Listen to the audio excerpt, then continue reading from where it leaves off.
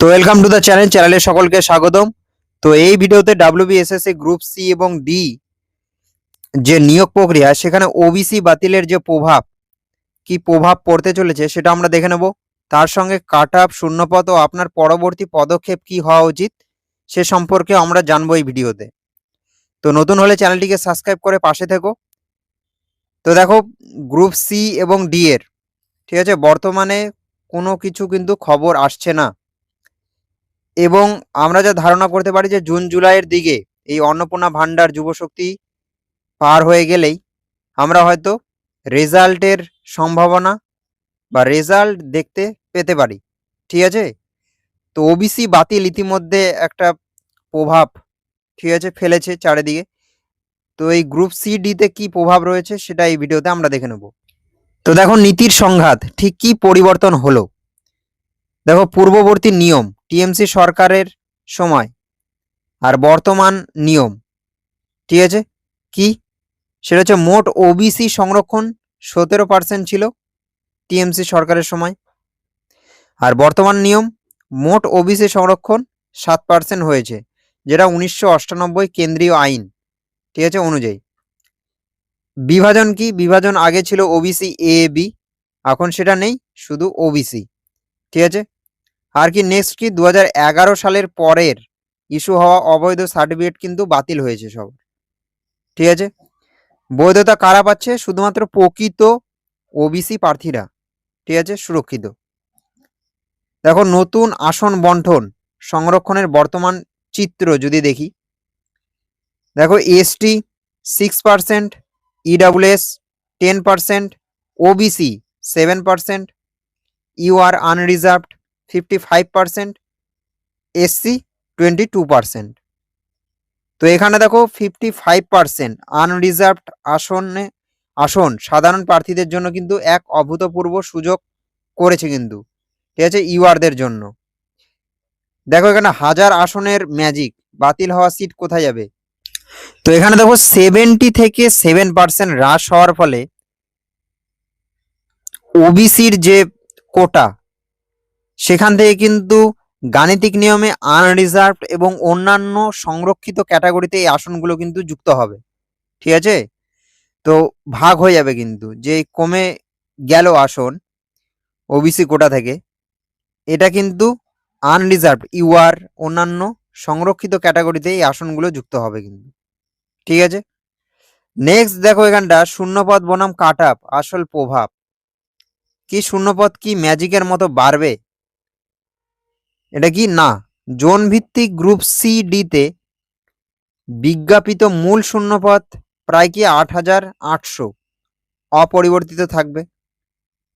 ঠিক আছে, দেখো কাট আপের পতন, সেটা হচ্ছে ক্যাটাগরি পুল বড় হওয়ার কারণে ইউআর, এসসি এবং এসটিদের কাট আপ 1-2 নম্বর কমতে পারে কিন্তু।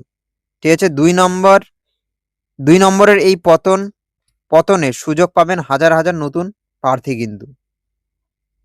ঠিক আছে, তো এটা হতে চলেছে।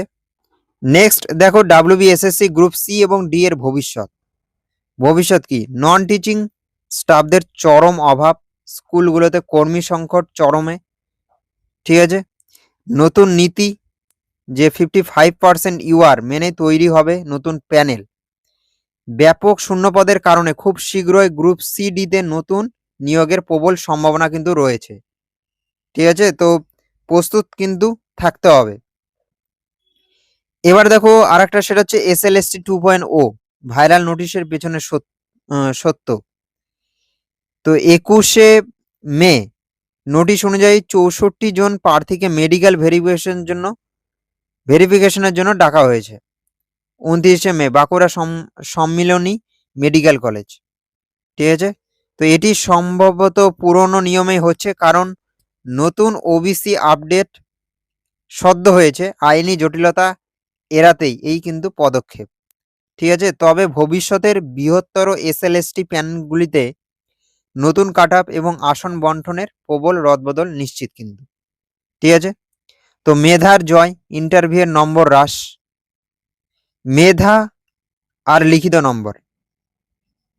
ঠিক আছে, রাজ্য সরকার কি সেন্ট্রাল স্টাইল রিক্রুটমেন্ট দিকে ঝুঁকছে কিন্তু, দুর্নীতি রোধ করতে এবং স্বচ্ছতা বজায় রাখতে সব পরীক্ষায় ইন্টারভিউয়ের নম্বর কমানো হচ্ছে। এখন থেকে চাকরি নির্ভর করবে আপনার লিখিত পরীক্ষার মেধার উপর, ইন্টারভিউয়ের কারচুপির ওপর কিন্তু নয়। ঠিক আছে? তো 2024-25 আপনার সুবর্ণ সুযোগ, the golden window. Cut off পতন, 10% আসন পুনর্বণ্টন, সরকারের সদিচ্ছা, নির্বাচনের আগে ক্লিন ইমেজ তৈরির চাপ, স্বচ্ছ নিয়োগ, ইন্টারভিউয়ের গুরুত্ব হ্রাস। ঠিক আছে? তো সব প্রার্থীর জন্য 5 বছরের অতিরিক্ত ছাড় রয়েছে। পুলিশ পরীক্ষায় বয়সসীমা, যেটা ইউআরদের 35, ওবিসির ক্ষেত্রে 38, এসসি এসটির ক্ষেত্রে 40 বছর করা হয়েছে। তো এই সুযোগগুলো কিন্তু লুফে নিতে হবে। তো আসন্ন মেগা রিক্রুটমেন্ট রাডার যদি দেখি, সেটা দেখো পঞ্চায়েত যে রিক্রুটমেন্ট, সেখানে 8,000 থেকে 10,000 প্রত্যাশিত শূন্যপদ, মোট 24,662 ভ্যাকান্সি রয়েছে। নেক্সট যদি দেখি police, Kolkata police, Bengal police, আবগারিতে হাজার হাজার শূন্যপদ কিন্তু, ঠিক আছে, নেবে। ক্লার্কশিপ যদি দেখি, ফর্ম ফিল আপ মেয়াদ 9 তারিখ পর্যন্ত বর্ধিত হয়েছে। WBCS 2025 যদি দেখি, রেগুলারাইজড নোটিফিকেশন আসছে, তো প্রস্তুত থাকতে হবে সকলকে। তো এই ছিল আপডেট। তো আমরা দেখে নিলাম কি কি চেঞ্জেস হয়েছে আর কি আসতে চলেছে। আশা করি এই ভিডিওর মাধ্যমে কিছুটা ধারণা পেলে তোমরা। তো ভিডিওটি ভালো লাগলে অবশ্যই লাইক এবং কমেন্ট করো, আর নতুন হলে চ্যানেলটিকে সাবস্ক্রাইব করে পাশে থেকো। নতুন নতুন ইনফরমেশন ভিডিওর মাধ্যমে আসতে থাকবে। তো থ্যাংক ইউ ফর ওয়াচিং, দেখা হচ্ছে নেক্সট ভিডিওতে। তো সকলে ভালো থেকো, থ্যাংক ইউ।